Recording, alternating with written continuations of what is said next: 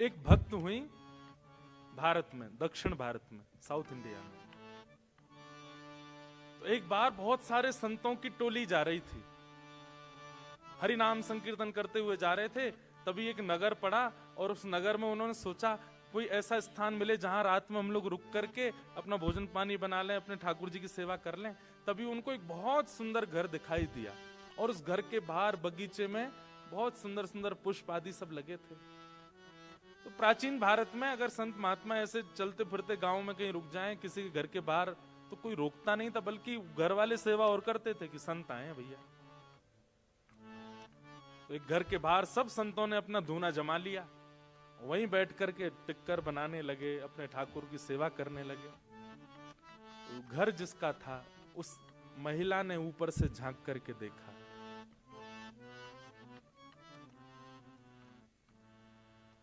उसके नेत्र सजल हो गए कि आज मेरे द्वार पर संत आए हैं, मैं कुछ सेवा करूं। निकल करके बाहर आई, संतों को प्रणाम करने लगी। महाराज जी आपको कोई जरूरत हो, कोई पात्र चाहिए हो, कुछ भी सामग्री मुझे आज्ञा करें। तो संतों ने कहा कि भाई देखो ऐसे तो सेवा करते हैं, चलो तुम एक काम करो, सबके लिए कुछ पात्र ले आओ, कुछ दोने ले आओ, कुछ ऐसे। तो उसके घर से जो जो सेवा हो सकती थी वो लेकर के आने लगी, सबको देने लगी। नमक कम पड़ गया तो नमक मंगा लिया। संत बना अपने आप ही रहे थे, बस वो सेवा कर रही थी। रात भर संतों का सत्संग चला, बैठ करके सुनती रही। सुबह सब संत बोले अब हम जाएंगे, अब हमारा समय आगे बढ़ना है। तो दौड़ करके गई और दौड़ करके जाके उसने सुंदर एक दक्षिणा देते हैं ना महापुरुषों को, सुंदर बहुत अद्भुत कुछ दक्षिणा और कुछ सामग्रियां लाई और ला करके संतों के सन्मुख पधरा दिया। अब तो नहीं होता ऐसा, पर प्राचीन काल में संतों का ऐसा नियम होता था कि वे दक्षिणा देने वाले से पूछते जरूर थे, ये दक्षिणा कमाने का जरिया क्या है तुम्हारा, ये जो धन हमको दे रहे हो ये आता कैसे है, तुम्हारा काम क्या है, व्यापार क्या है, करते क्या हो। अब तो दक्षिणा देखते ही धल लेते हैं तुम चाहे जो भी हो। भारत में तो कई बड़े बड़े फ्रॉड लोग संत महापुरुषों को ऐसा बहुत सारा धन देकर के बिल्कुल अपना वो बना लेते हैं, जो अच्छा नहीं। तो संत ने पूछा कि बिटिया इतनी सामग्री तुम सोना चांदी और जाने क्या क्या ये परात में लेकर के आई हो, ठीक है हम स्वीकार करेंगे, पर हमारा नियम है, गुरु आज्ञा है, इन सब को प्राप्त करने का स्रोत क्या है, कहां से आता है। उसके हाथ कांपने लगे, मुख मुरझा गया। बोली महाराज मैं झूठ नहीं बोलूंगी, पर मैं एक नगर वैश्या हूं, मैं नगर वधू हूं, लोगों का नृत्य करके रंजन करती हूं, गायन करके रंजन करती हूं, उसके बाद जो मुझे वो लोग देते हैं उससे मेरा घर चलता है। उसके नेत्र सजल हो गए। सामने बैठे हुए संत भी आश्चर्य में पड़ गए, अब क्या करें। मन में बहुत दुखी हो गई कि मैंने जीवन में कभी किसी महापुरुष संत की सेवा नहीं करी, पर आज मेरा दुर्भाग्य है कि मेरे द्वार पर आप आ गए, ये मेरा सौभाग्य, मेरे घर की सामग्री आपने प्रयोग में ली, ये मेरा सौभाग्य, पर मैं अपनी वस्तु आपको अपना कर्म बता करके नहीं दे सकती, ये मेरा दुर्भाग्य।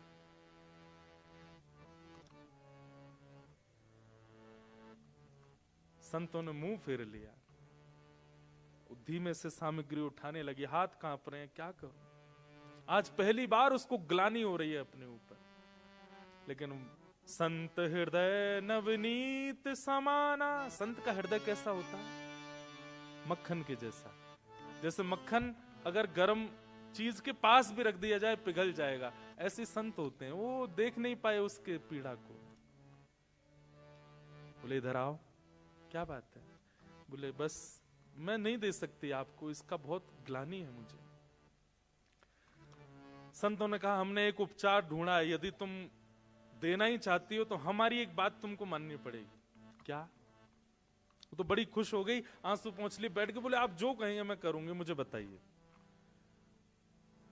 बोले पहले रुपए से लेकर के अंतिम तक तुम्हारे पास जितनी संपत्ति है, ये सब ठाकुर जी की सेवा में अर्पित कर दो, कुछ भी अपने पास मत रखो। ये तुम सामग्री लेकर के आई हो, दक्षिणा हमको दे रही हो, हम इसको तो स्वीकार नहीं करेंगे, पर यह भी अगर चाहती हो कि हम लोग स्वीकार करें, तो श्री रंगनाथ भगवान का मंदिर है दक्षिण में, तिरुचिरापल्ली में। वहां रंगनाथ भगवान का अपनी संपूर्ण जीवन की कमाई से सुंदर स्वर्ण का मुकुट बना करके और ठाकुर जी को पहना दो, तो तुम्हारी ये संपत्ति स्वीकार। बोले आधी अधूरी नहीं, अब देने का मन ही हुआ है तुम्हारा और इतना भावुक हो ही रही हो, तुमको ग्लानि हो रही है ना अपने कर्म के ऊपर, अपने भाव के ऊपर। ठीक है, हम आज्ञा करते हैं, इस ग्लानि का एक ही प्रायश्चित है, अपने जीवन की सारी संपत्ति ठाकुर जी के चरणों में अर्पित करके वैष्णव हो जाओ। अब चिंता मत करना आगे अपने भोजन की, प्रसाद की, सब ठाकुर जी करेंगे, लेकिन अब जो कुछ भी है तुम्हारे पास सब अर्पित कर दो। मैं एक बात कहा करता हूं, हमारे जो ठाकुर जी है ना, इनको मैथमेटिक्स नहीं आती। ठाकुर जी की मैथ्स अच्छी नहीं है, हम बस दो ही चीज जानते हैं, क्या? पूरा पूरा दो, पूरा पूरा लो। आप कहो ठाकुर जी ये मेरी कमाई है, इसमें से इतना बेटी का, इतना बेटा का, इतना पत्नी का, इतना मेरा, इतना परिवार का, और फिर जो बचा थोड़ा सा, ये ठाकुर जी आपका। ठाकुर जी कहते हैं मेरी गणित बेकार है, मुझे पूरो और पूरो यही आवे बस। ब्रजभाषा समझ रहे हैं ना? पूरो दे दे, पूरो ले जा, और कछु ना आवे मुंह पे। तो संत ने वही बात कह दी, बोले कि अब तुम एक काम करो, अपने जीवन की पूरी जो तुम्हारी संपत्ति है उससे मुकुट बनवा करके ठाकुर जी को अर्पित कर दो। उसके मन में किंचित भी भाव नहीं आया कि ये मैं कैसे कर सकती हूं। उसको तो ये लगा कि मेरे द्वारा कोई सामग्री स्वीकार की जा रही है, ये मेरे लिए बहुत बड़ी सौभाग्य की बात है। और कुछ सामग्री नहीं, पूरी सामग्री स्वीकार की जा रही है। तुरंत लग गई, बोले महाराज जी आप बताइए, जैसा आप बताएंगे वैसा मुकुट बनवाऊंगी। पूरा बनाया गया, ऐसी मणियां, ऐसे ये संपत्ति देखी गई। कितनी संपत्ति है, संपत्ति इतनी निकल करके आई महाराज उसकी। बोले इसका पूरा मुकुट बनवाओ ठाकुर जी का। अद्भुत मुकुट निर्माण हुआ, और जब तक मुकुट निर्माण का कार्य चला तब तक साधु महात्मा कहीं गए नहीं, उसी घर के बाहर जहां बैठे तो वहीं बैठ करके वो भजन संकीर्तन करते रहे। वो इतनी आनंद में कि मेरे संपूर्ण जीवन का जो भी कुछ था सब ले रहे हैं ठाकुर जी मुझसे, कुछ भी नहीं बचेगा अब मेरे पास। 50 दिन के बाद मुकुट तैयार हुआ, और उसने पूरी संपत्ति, अपना घर भी बेच दिया, जमीन भी बेच दी, जो भी कुछ था कुछ नहीं बचा, शून्य है। एक परात है बस, उसमें मुकुट रखा है। और संत बोले अब इसको लेके चलो। नाचते गाते हुए एक नगर वैश्या, नगर वधू को बीच में लिए, चारों तरफ संत नाचते गाते हुए उसको लेकर के जा रहे हैं रंगनाथ मंदिर, ठाकुर जी को अर्पित कराने के लिए। उस वैश्या के समर्पण को देखकर के संत ने एक घोषणा और कर दी। क्या? बोले ये मुकुट कोई पुजारी नहीं पहनाएगा, कोई संत नहीं, तुम खुद पहनाओगी ठाकुर जी को गर्भगृह में प्रवेश करके। अब सोचिए आप, कई बार बंधुओं तन का शुद्ध होना बहुत आवश्यक नहीं होता है, पर विचारों में अगर आपकी शुद्धता है ना तो ठाकुर जी आपसे बहुत प्रसन्न है। कई लोग हैं, वो लोग दिखते बहुत साफ सुथरे हैं, वो लोग दिखते बहुत बिल्कुल क्या बोलते हैं उसको, हाइजेनिक दिखेंगे बिल्कुल महाराज, एक बाल भी इधर उधर नहीं होता उनका, ऐसे बाल काटते हैं, शर्ट वर्ट ऐसे पहनते हैं, बिल्कुल एक चीज भी ऐसी वैसी नहीं हो जाए, बहुत व्यवस्थित रहेंगे। अगर वैष्णव भी हैं, तुलसी पहनेंगे, तिलक भी बिल्कुल स्ट्रेट, किसी भी रूप में वो नहीं दिखे, पर कहीं ना कहीं मन दूषित होता है। आज वो वैश्या भले ही है, शरीर उसका अपवित्र है, पर उसका हृदय इतना पवित्र था, साधु ने कह दिया तुम ही मुकुट पहनाओगी ठाकुर जी को जाके। मंदिर के सब पुजारियों में बातें बनने लगी, बोले महात्मा का बुद्धि खराब हो गई है, बताओ एक नगर वैश्या को लेकर के आ रहे हैं, और चलो ठीक है, उसकी संपत्ति से तुमने मुकुट बनवाया, ठाकुर जी को दे रहे हो, लेकिन इतना तो नहीं कहना चाहिए था कि वो जाकर के ठाकुर जी को पहना दे। और वो महात्मा इतने पहुंचे थे कि उनको कोई मना नहीं कर पा रहा था। लेकिन मैंने एक बात कही ना, ठाकुर जी परीक्षा बहुत लेते हैं। देता है कन्हाई जिसे प्रेम की दशा, देता है कन्हाई जिसे प्रेम की गा सकते हैं दशा। ओ सब विधि उसकी लेता है परीक्षा, ओ सब विधि उसकी लेता है परीक्षा। कभी निकट बुलाए, कभी निकट बुलाए, कभी दूरियां बढ़ाए, कभी दूरियां बढ़ाए। छलिया हाथ नहीं आए, छलिया हाथ नहीं आए, हमें श्याम ना मिला, हमें श्याम ना मिला, हमें श्याम ना मिला, हमें श्याम ना मिला। ठाकुर जी बहुत परीक्षा लेते, इसलिए एक बात याद रखना, ये 3 दिन के सत्र के बाद यदि प्रेम चित्त में प्रकट हो जाए तो एक चीज के लिए तैयार रहना, परीक्षाएं बहुत होंगी। अपनी संपूर्ण जीवन की कमाई लगा करके, मुकुट बनवा करके, अपना पूरा सर्वस्व ठाकुर जी को देने के लिए आज आ गई वो वैश्या। लेकिन मंदिर के लोग भी उससे बिल्कुल अप्रसन्न थे, सब कुछ उसके बिल्कुल विपरीत था, लेकिन फिर भी उसको मन में लग रहा था ठाकुर जी बुला रहे हैं मुझको। लेकिन जैसे ही वो द्वार पर पहुंची और भीतर प्रवेश करने लगी, उसी समय रजस्वला हो गई, मासिक धर्म हो गया। और उसी समय वो घबरा गई, तुरंत थाल नीचे रख दिया मुकुट का, पीछे खड़ी हो गई। महात्मा बोले क्या हुआ? अब बस रो रही है, कुछ कह नहीं पा रही। महात्मा बोले हुआ क्या, तुम पीछे क्यों हट गई हो? अब मैं अपवित्र स्थिति में हूं, मैं नहीं जा सकती भीतर।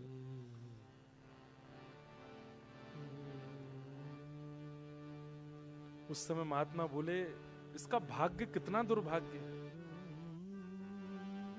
पूरा जीवन नगर वैश्या बनकर के रही, जो धन कमाया उसमें से संतों को देने का प्रयास किया तो हम ले नहीं सकते। दूसरा निधान निकाला कि कुछ भी ना रखे, सब कुछ ठाकुर जी को दे दे। सब प्रकार का प्रयास कर लिया, इसको ले जाकर के भीतर मंदिर में मुकुट पहनाने तक का अधिकार मिल गया था। लेकिन ये कैसा दुर्भाग्य है। निश्चित ही अपने पूर्व काल में, पूर्व जन्म में पता नहीं क्या ऐसा अपराध बन गया इससे, ठाकुर जी इसको स्वीकार नहीं कर रहे हैं।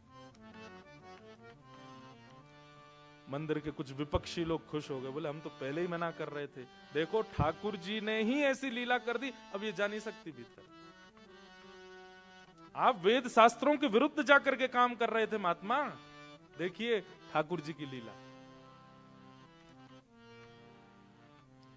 बैठी बैठी रो रही है, लेकिन उसको आत्मग्लानि नहीं है।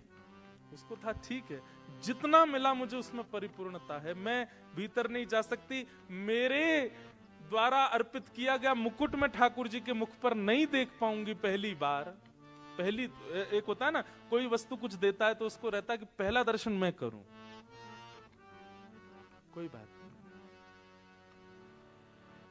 महात्मा थाल उठाए, बोले बिटिया अब तेरी तरफ से मैं जा रहा हूं, जाइए आप, मुझे बस बता देना कैसा लगा। ठाकुर जी के मुखमंडल पर थोड़ी मुस्कान आई कि नहीं पहन के।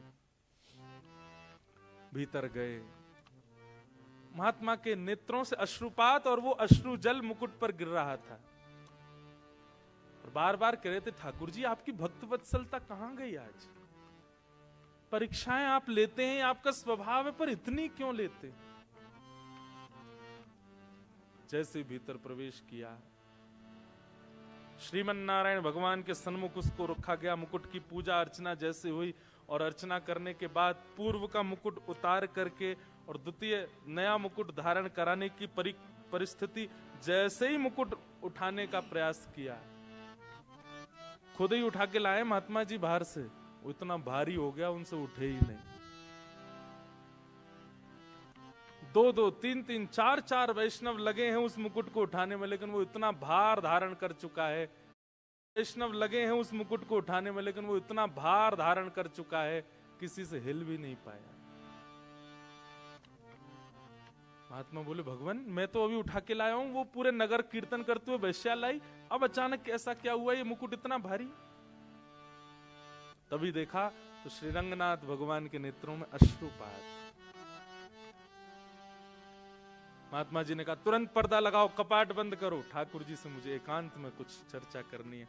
कपाट बंद किए, तुरंत ठाकुर जी उठ करके बैठ गए, सहज हो गए। वो बोले, जो जो मुकुट बना के लाया है उसी को भीतर लाओ, उसी के हाथ से ही मुकुट पहनेंगे।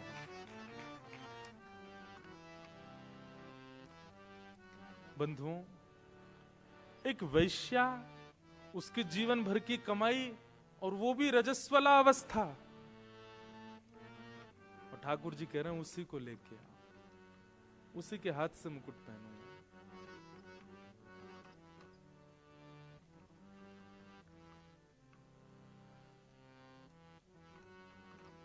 ठाकुर जी बहुत प्रेम करते हैं, बस कोई देने वाला हो वो प्रेम। महात्मा दौड़े दौड़े बाहर गए, और बाहर जाकर के देखा तो एक खंबे से सिर लगाए बैठी है, बस रो रही थी। महात्मा जाके बोले, जल्दी उठ। बोले, आप दूर रहिएगा, मेरी छाया भी ना पड़े आप पर। प्राचीन भारत में तो बहुत नियम होते थे। महात्मा बोले, मैं छाया से बचूं, और उस जगत नियंता जगदाधार साक्षात तेरी प्रतीक्षा कर रहे हैं भीतर। हाथ पकड़ लिया उसका, वो रोने लगी, महाराज मुझे स्पर्श मत कीजिए। लेकर के भीतर गए और जाकर के कहा, मुकुट पहनाओ ठाकुर जी को। जो मुकुट कितनों से नहीं उठा, लोग बाग वहां चिल्लाने लगे, कई लोग गालियां दे रहे थे, कई लोग उल्टा सीधा बोल रहे थे, आज अनर्थ हो रहा है, आज पृथ्वी फट जाएगी, आज बहुत बुरा हो रहा है, ये गलत है। लेकिन जिस मुकुट को कोई नहीं उठा पाया, जैसे ही उसने उठाया, उठ गया, और ठाकुर जी ने अपने आप ही, ठाकुर जी की जो प्रतिमा थी उसका मुख नीचे हो गया, और मुकुट ठाकुर जी ने धारण किया। और वो वैश्या, उसकी स्थिति तो कितने दिन के लिए मूर्छा में चली गई, वो मूर्छित हो गई। और जब उसकी मूर्छा टूटी, परम वैष्णव, और कुछ दिन भगवत स्मरण करने के बाद कहां भगवत धाम प्राप्ति हो गई। क्या उसका था? ये है ठाकुर जी का प्रेम, प्रेम लक्षणा भक्ति। बस प्रेम लक्षणा भक्ति का एक नियम आपको ध्यान रखना है, पूर्ण। आधा अधूरा, 1%, 10%, 50%, 60% नहीं चलता, 100 पूरा, तो ही वो प्रेम भक्ति मानी जाती है, नहीं तो नहीं।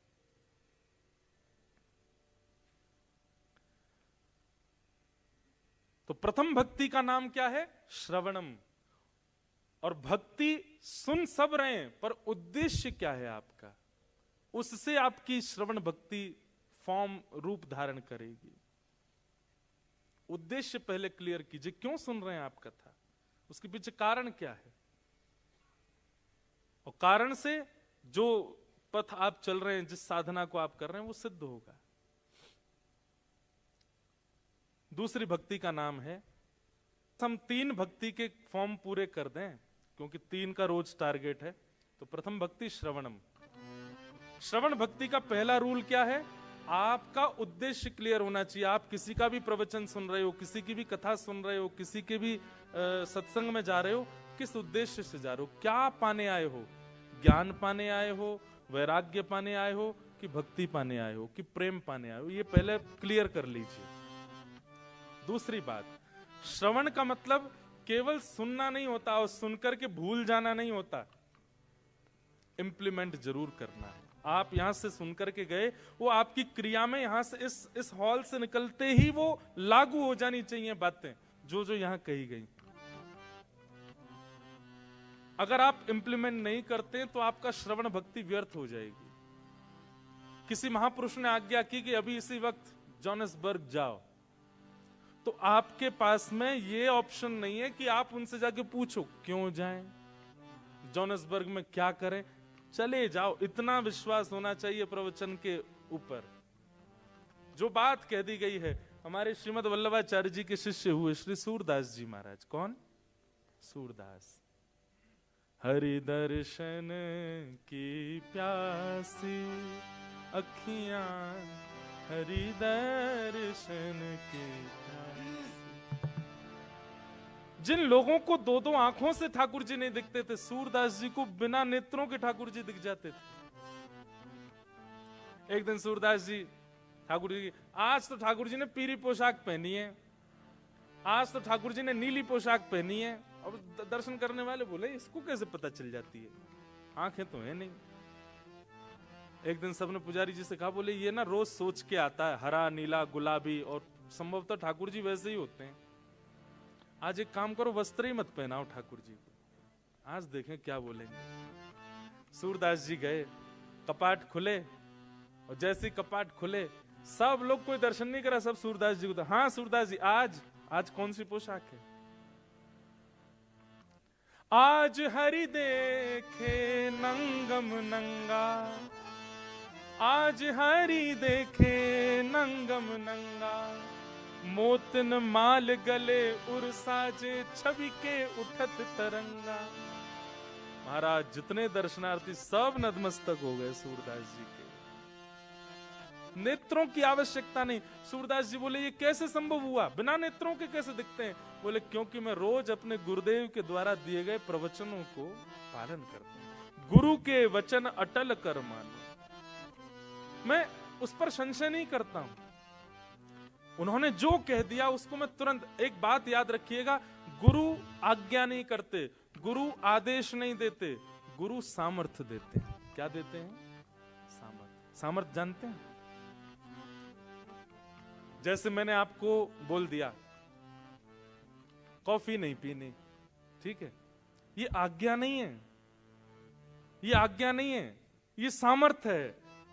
अब जब भी कॉफी आएगी, अगर आपका गुरु के प्रति पूर्ण विश्वास होगा, कॉफी देखते जो आपको बहुत प्रिय थी, मैं एक कॉफी का नाम ले रहा हूं, चाय का नहीं लिया क्योंकि मैं भी पीता हूं, इसलिए एक वस्तु का नाम लिया। अब जब जब कॉफी आपके सामने आएगी ना, जिसको आप कभी नहीं छोड़ पाए थे उसके प्रति आपको घृणा हो जाएगी, मन ही नहीं होगा उसको, ले जाओ भाई, नहीं पी सकता। ये करना नहीं है आपको, अपने आप हो जाएगा। बस आपको वचनों के प्रति, शब्द के प्रति, श्रवण भक्ति के प्रति इंप्लीमेंट की भावना रखनी है कि जो मैंने सुना वो धारण होना चाहिए। पहली बात उद्देश्य क्लियर, दूसरी बात इंप्लीमेंट करना प्रवचन को, और तीसरी बात बहुत विशेष, जो अधिकारी नहीं सुन पाए हैं इस ज्ञान को, उनके सन्मुख जाके उसको बोल देना, बता देना। ये श्रवण, कई लोग होता है कथा सुनने के बाद भूल जाते हैं हम क्या सुन के आए। भूलना नहीं है, याद रखना। तो प्रथम भक्ति श्रवण, श्रवण से ही चित्त में ठाकुर जी आएंगे। दूसरी भक्ति का नाम क्या है? श्रवणम कीर्तनम विष्णु। दूसरी भक्ति का नाम कीर्तन। कई बार ऐसा होता है कि कीर्तन में ही आपको आनंद आता है, लेकिन प्रवचन शुरू होते ही आप लोगों को उबासी आने लग गई, झोंके आने लग गए, नींद आने लग गई, टाइम देखने लग गए। नहीं, पहले श्रवण कीजिए प्रवचन, उसके बाद कीर्तन की ओर जाइए। कीर्तन का मतलब क्या होता है?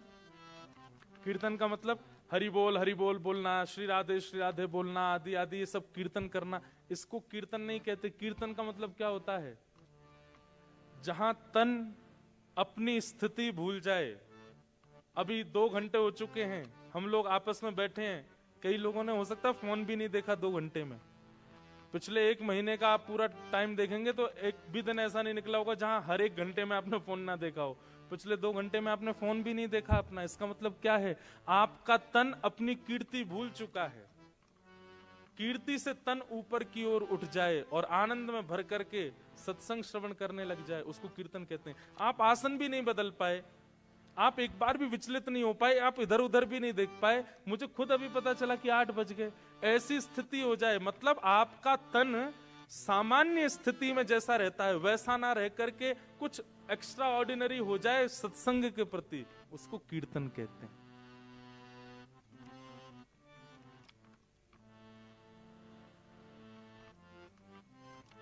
जहां हरि सत्संग आपके तन को ऊपर उठा दे। एक आसन पर बैठ करके आप पूरी कथा श्रवण कर लो। किसी भी प्रकार का आपका जो नॉर्मल रूटीन होता है उसको आप भूल भाल करके और केवल आनंद निमग्न होकर के सुनने लग जाओ, इसी को कीर्तन कहते हैं। भूख, प्यास, निद्रा, आलस्य, ये जो शरीर के धर्म है ये सब भूल जाते हो जब सत्संग में, तब कीर्तन होता है।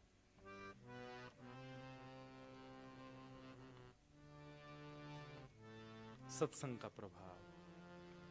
तो दूसरा है कीर्तन, जहां तन अपनी स्थिति से परे हो जाए, उसको कीर्तन कहते हैं। तो पहले श्रवण कीजिए, उसके बाद कीर्तन कीजिए। श्रवणम कीर्तनम विष्णु। और फिर तीसरा क्या है पता है? स्मरणम। स्मरण क्या है? यहां से जब जाएंगे, चाहे भोजन पाएंगे, गाड़ी ड्राइव करेंगे, अपने घर जाएंगे, रात्रि सोएंगे, पूरे टाइम इसी का स्मरण। हमने क्या सुना था, क्या सुना था, क्या भाव था, व्यास जी क्या बोल रहे थे, पीछे ठाकुर जी कैसे लग रहे थे, बगल के ठाकुर जी कैसे लग रहे थे, जितने वैष्णव आए थे वो कैसे थे। इसी का स्मरण चलता रहे, चिंतन चलता रहे मन में। हंसी मजाक गप शप ये सब। मैं तो एक बात कहता हूं, वैसे मानोगे नहीं फिर भी मैं बोल देता हूं कि कथा के बाद 1 घंटा मौन रहना चाहिए। सुनने के बाद केवल चिंतन करो, क्या सुन रहे थे हम, इसको कहते हैं स्मरणम। कल आप ऑफिस जाओ, अपने कॉलेज जाओ, स्कूल जाओ, जहां भी जाओ, वो स्मरण कंटिन्यूटी में बना रहे आपका। क्या था? स्मरण। गीता में भगवान अर्जुन से क्या कहते हैं? पूरी बात सुनाने के बाद जब अर्जुन से कहते हैं, अर्जुन कैसा फील कर रहे हो अब? तो अर्जुन क्या कहता है? नष्टप मोह स्मृतिर्लब्धा।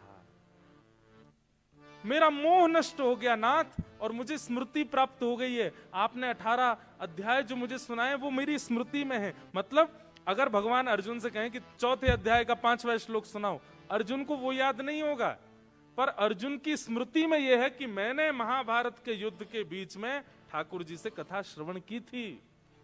भगवान बोले स्मृति तुम्हारा कल्याण करेगी। बस स्मरण। श्रवणम, कीर्तनम विष्णु, स्मरणम, ये 3 भक्ति के